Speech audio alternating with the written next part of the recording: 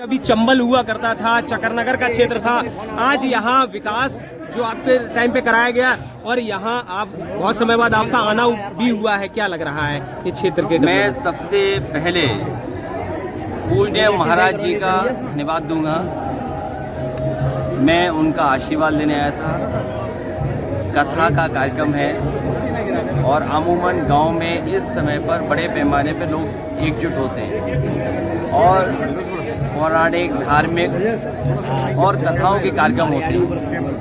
बहुत सारी जानकारी जो आध्यात्म की है उसको सरल भाषा में, कहानियों के रूप में और भावनात्मक तरीके से लोगों तक जोड़ने का और जुड़ने का उन कथाओं के माध्यम से मौका मिलता है। धर्म का रास्ता न्याय का रास्ता है। धर्म का रास्ता खुशहाली का रास्ता है। धर्म का रास्ता कोई भेदभाव नहीं रखता है।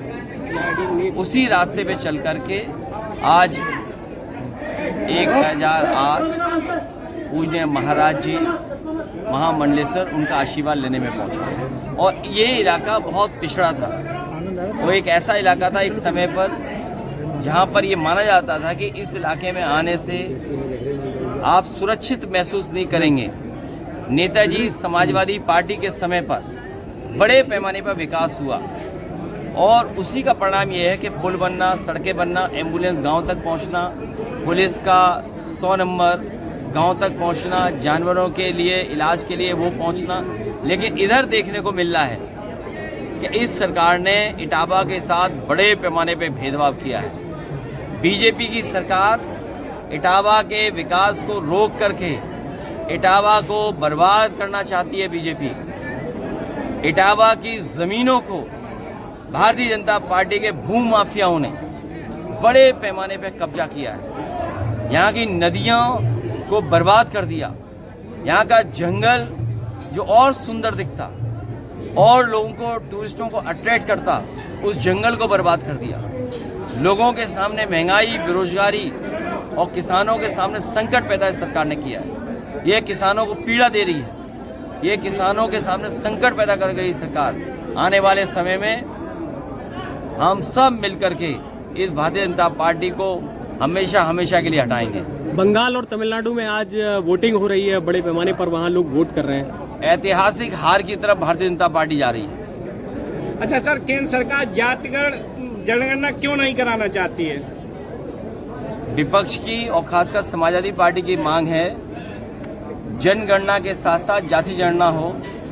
और जब जाति गणना हो जाएगी तो समाज में हम किन पॉलिसीज़ के माध्यम से, किन कार्यक्रमों के माध्यम से जो बहुत सारे पीछे छूट गए, जो शोषित वंचित लोग हैं, उन तक हक सम्मान दिलाने का प्रयास करेंगे। अब 27 और उन्हें मिल सकेगा हक और सम्मान, क्योंकि बाबा साहब भीमराव अम्बेडकर जी का जो आरक्षण की व्यवस्था है, जो लोकतांत्रिक व्यवस्था है, उस पर भरोसा ये भारतीय जनता पार्टी नहीं करती। महिला आरक्षण बिल्कुल लेके, महिलाएं विरोध कर रही हैं लेके एक भ्रम फैलाया जा रहा है कि समाजवादी पार्टी और कांग्रेस ने विरोध किया है और इन लोगों की वजह से महिलाओं को हक नहीं मिल रहा और तमाम प्रदर्शन हो रहे हैं। मुख्यमंत्री जी खुद ही नारी विरोधी हैं।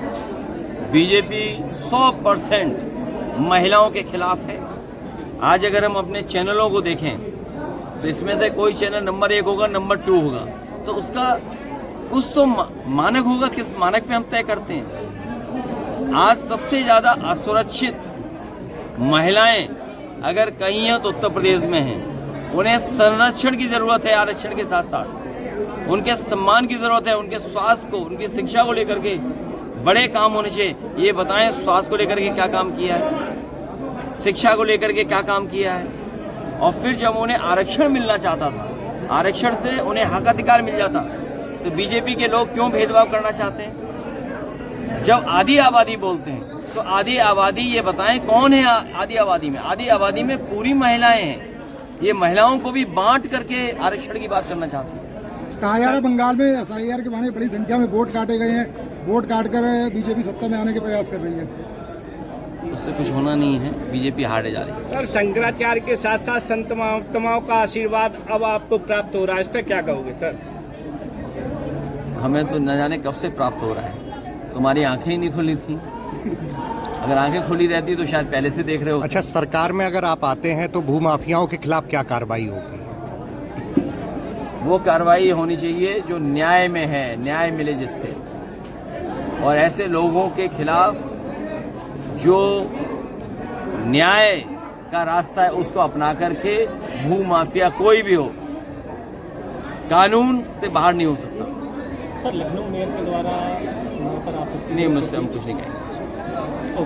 लगातार देखिए, गाजीपुर में एक बेटी विश्वकर्मा समाज की, उसको न्याय दिलाने के लिए, उसके दुख दर्द को समझने के लिए, उस परिवार से मिलने के लिए समाजवादी पार्टी का डेलीगेशन गया। लेकिन बीजेपी और पुलिस ने मिलकर के हमारे राम आसे विश्वकर्मा जी और तमाम समाजवादियों के साथ अपमान और अपमानित किया। अपमानित ही नहीं बल्कि बीजेपी के लोगों से पुलिस ने मिलकर के पत्थर चलवाए। क्या कोई कल्पना कर सकता है कि पुलिस और बीजेपी मिलकर के पत्थर चलाएगी? आजकल तो जमाना ऐसा, वीडियोस हैं, लेकिन सरकार उन पे कार्रवाई नहीं कर रही। जिसके पत्थर से पुलिस वाला एक ही पत्थर में गिर पड़ा था जमीन पर, वो बीजेपी के लोग जिन्होंने पत्थर छतों पे रखे थे, पत्थरों को आने से पहले इंतजाम करके रखा था, उन पे क्या कार्रवाई की सरकार ने? सरकार केवल समाजवादी पार्टी के खिलाफ कार्रवाई कर रही है, और इसलिए क्योंकि समाजवादी पार्टी जो पिछड़े हैं, जो दलित हैं, जिनके साथ अन्याय हो रहा है, उनके साथ खड़ी है। भ्रष्टाचार बीजेपी सरकार में बड़े पैमाने पर बढ़ा हुआ है सर, हर विभाग में भ्रष्टाचार, इस पे क्या कहोगे? मैं अपने पत्रकार साथी का धन्यवाद देना चाहता हूं, क्योंकि आप आंखें हैं लोकतंत्र की। अगर हम अपना तर्क, अपना पक्ष रखते हैं, तो वहीं हमारे मीडिया के लोग भी खुली आंख से देखते हैं कि कहाँ क्या हो रहा है। मुझे खुशी है कि एक हिम्मत और बहादुर पत्रकार ने ये कहा कि बड़े पैमाने पर बीजेपी सरकार में भ्रष्टाचार है। भ्रष्टाचार ही नहीं है, उत्तर प्रदेश को इतना किसी ने नहीं लूटा होगा जितना बीजेपी ने लूट लिया। स्कूलों की फीस और किताबों के रेट लगातार बढ़ रहे हैं, बच्चों को बीजेपी हटाइए, और हमेशा के लिए बीजेपी हटाइए। महाराष्ट्र में वीडियो सामने आया है जहाँ पे भाजपा के महिला मोर्चा के लोग प्रदर्शन कर रहे थे, और वहाँ की लोकल महिलाओं को बहुत परेशान होना पड़ा। यहाँ जो महिलाएं उन्हें बुलाई थी, उन्हें पता ही नहीं था क्यों बुलाया था।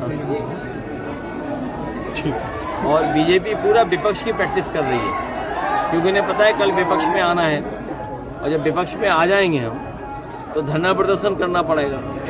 तो उसकी प्रैक्टिस अभी से शुरू कर ली बीजेपी ने। आप खुद बताओ, जब महिला आरक्षण का बिल पास हो गया, एक्ट बन गया है, तो ये धरना प्रदर्शन किस लिए? किसको जागरूक करना चाहती है बीजेपी?